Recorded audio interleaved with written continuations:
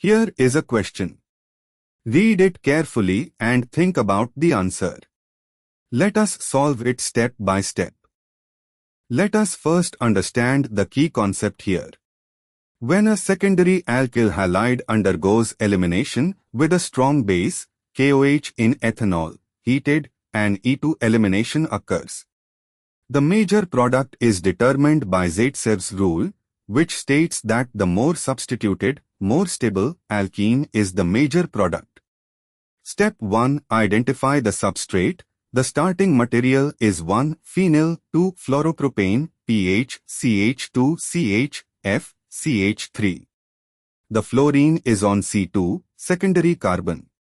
Step 2. Identify possible elimination pathways.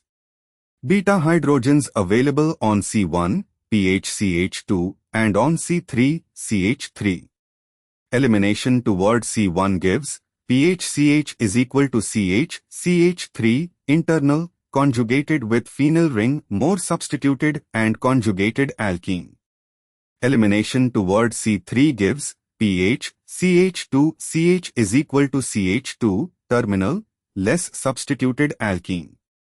Step 3. Apply Zaitsev's rule and conjugation stabilization. The internal alkene pH CH is equal to CH, CH3 is both more substituted and conjugated with the phenyl ring, making it significantly more stable than the terminal alkene pH CH2, CH is equal to CH2.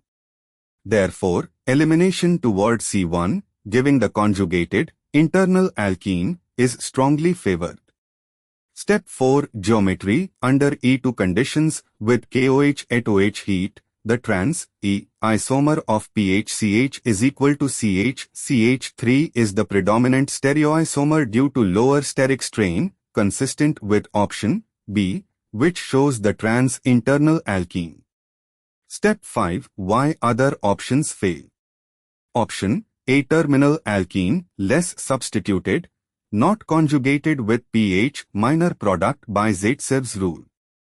Option C. SN to substitution with ETO giving ether. F is a poor leaving group for SN2 under these strongly basic heated conditions, and elimination dominates anyway, not the major product. Option D. Hydrolysis substitution to give alcohol, not favored under anhydrous KOH at OH conditions, and elimination dominates. Therefore, the correct answer is B. Therefore, the correct answer is option B.